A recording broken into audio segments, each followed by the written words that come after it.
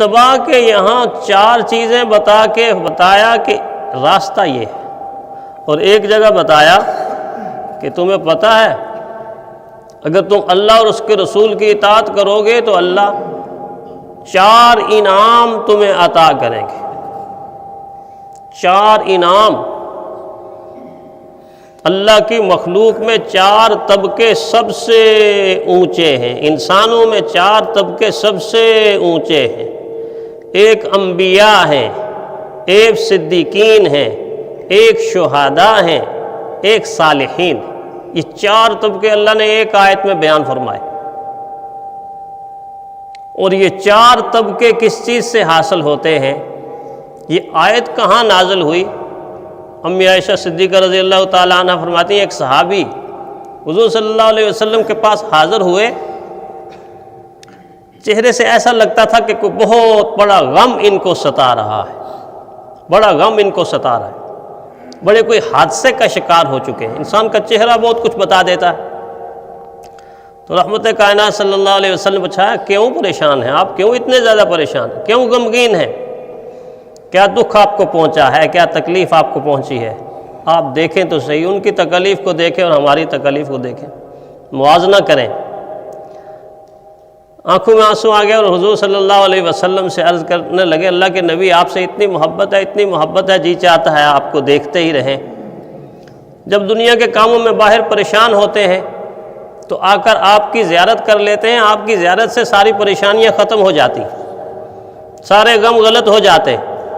لیکن ایک غم مجھے یہ ستا رہا ہے کہ دنیا میں تو یہ سعادت ہمیں میسر ہے، جب یہاں سے جائیں گے تو آپ کا مقام تو بہت بلند ہوگا، مقام محمود ہوگا، اور ہمارا پتہ کوئی نہیں۔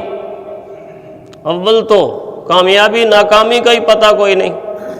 اگر اللہ کے کرم اور آپ کی شفاعت سے جنت میں چلے بھی گئے تو ہم تو کہیں بہت نیچے ہوں گے، آپ بہت بلند مقام پہ ہوں گے۔ آپ کی زیارت کیسے ہوا کرے گی، کیسے ہوا کرے گی؟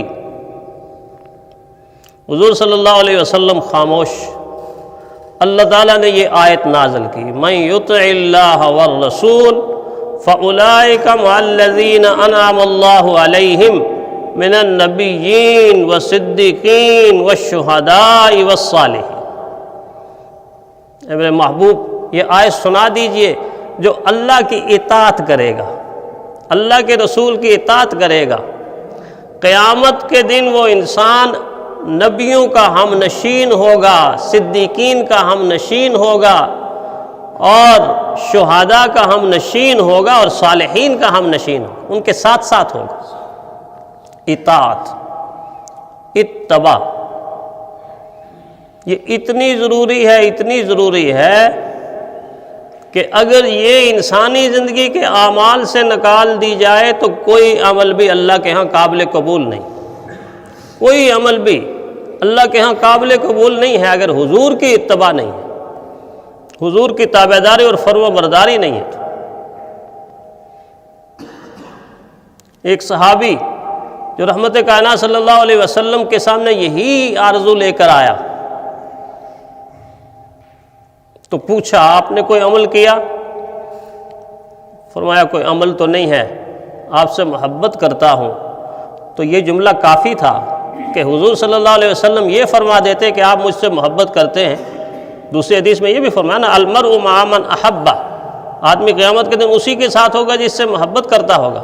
لیکن یہاں پر یہ نہیں فرمایا، یہاں پر امت کو ایک اور نکتہ سمجھایا، فرمایا ہاں تم اپنے سجدوں سے میری معاونت کرو، قیامت کے دن میرے ساتھ ہوگے۔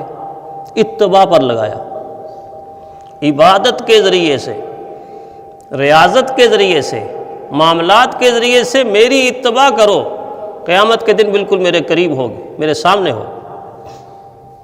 تو رحمت کائنات صلی اللہ علیہ وسلم کی اتباع، آپ کی اطاعت، یہ سارے کے سارے نیک اعمال کی بنیاد ہے، یہیں سے عمل سیدھا ہوتا ہے۔ ہندوستان کے ایک بزرگ خواب میں دیکھتے ہیں کہ ایک نیک صالح انسان، بڑا علم رکھنے والے انسان، خواب میں یہ دیکھتے ہیں کہ لوگ حضور صلی اللہ علیہ وسلم کی زیارت کے لیے بھاگے جا رہے ہیں. کسی نے اعلان کر دیا کہ پیارے پیغمبر صلی اللہ علیہ وسلم تشریف فرما ہے، خواب ہے، تو لوگ دوڑے جا رہے ہیں، بھاگے جا رہے ہیں. لیکن ایک عالم ہے کہ وہ بھاگ نہیں رہے، وہ ذرا سلو چل رہے ہیں، آہستہ آہستہ چل رہے ہیں. تو انہوں نے ان سے پوچھا کہ آمنہ کے لال کی زیارت کا اعلان ہو گیا ہے اور لوگ مسلسل بھاگے جا رہے ہیں اور دوڑے جا رہے ہیں، اور آپ ہیں کہ آپ بالکل آہستہ آہستہ چل رہے ہیں، سلو چل رہے ہیں، آپ بھاگتے نہیں.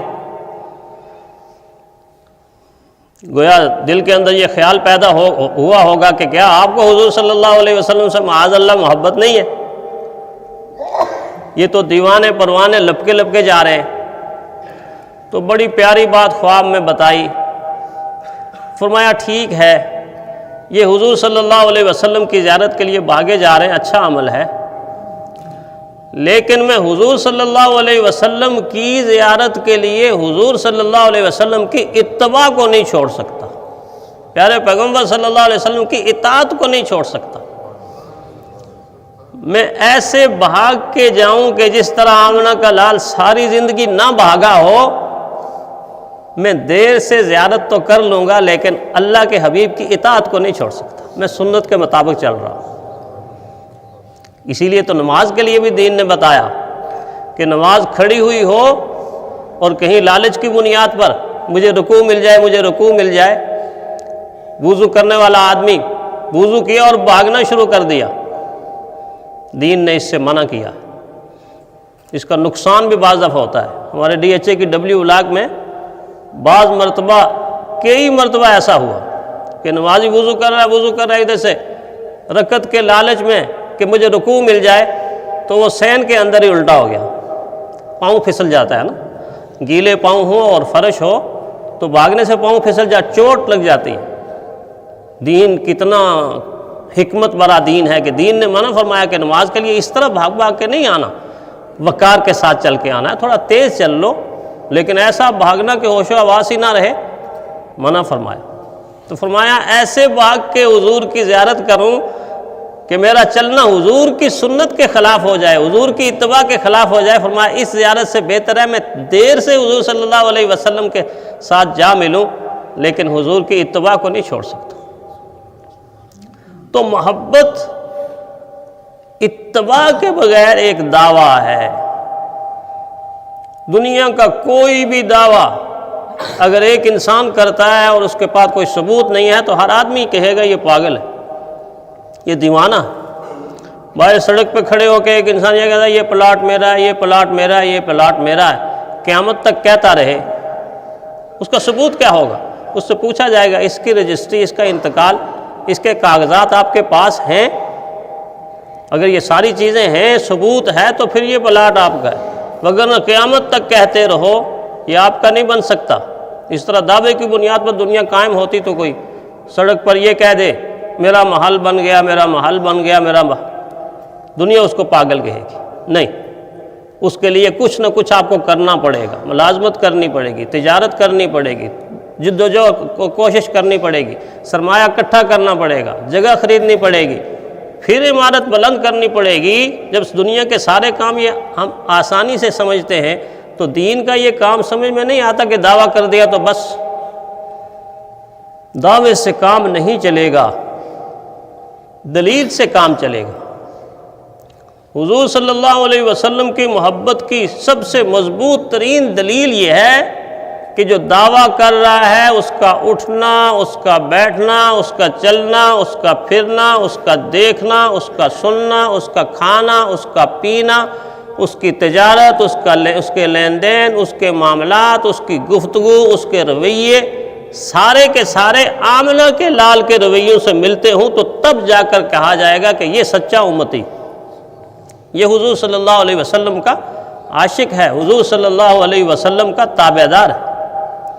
تو اس لیے اس آیت کے اندر 4 کاموں کے بارے میں فرمایا کہ یہ 4 کام اگر تم چاہتے ہو تو راستہ ایک ہی ہے، بلکہ دین نے یہ اصول دے دیا کہ اللہ تک پہنچنے کے لیے صرف اور صرف قرآن حکیم نے ایک راستہ بتایا ہے، اور وہ ہے حضور صلی اللہ علیہ وسلم کی پیروی کا راستہ۔ باقی اعمال میں مختلف راستے ہو سکتے ہیں، مختلف طریقے ہو سکتے ہیں کہ آپ مختلف طریقوں سے اعمال بجا لائیں، لیکن جہاں تک کامیابی ہے، اللہ تک پہنچنا ہے، اللہ تک رسائی ہے، اللہ کی محبت کا حصول ہے اور آخرت کی کامیابی ہے، وہ صرف اور صرف اس راستے پر چل کر حاصل ہو سکتی ہے کہ وہ رحمت کائنات صلی اللہ علیہ وسلم کی اتباع کرے، حضور کی اطاعت کرے، اور اتباع حضور کی ہو سکتی ہے۔ اللہ تعالیٰ کی آپ اتباع نہیں کر سکتے، پوری طرح اللہ کی اتباع کیسے کریں گے؟ آپ کہیں کہ میں نے کھانا کھانا ہے، میں نے اتباع کرنی ہے، تو آمنہ کے لال کی اتباع کریں گے، وہ آپ کو کھانا کھا کے بتائیں گے، پانی پی کے دکھائیں گے، سو کے دکھائیں گے، اٹھ کے دکھائیں گے، شادیاں کر کے دکھائیں گے، بچوں کی پرورش کر کے دکھائیں گے۔ یہ سارے کے سارے کام تو اللہ تعالیٰ نہیں کرتا، اللہ ان کاموں کے بارے میں احکامات دیتے ہیں، حکم دیتے ہیں۔ اتباع حضور صلی اللہ علیہ وسلم کی ذات کو دیکھ کر کریں گے یہ کام ایسے کرنا۔ اللہ تعالیٰ ہماری ساری زندگی حضور صلی اللہ علیہ وسلم کی اتباع اور حضور صلی اللہ علیہ وسلم کی محبت سے لبریز فرما دے۔ وآخر الدعوانا الحمدللہ رب العالمین۔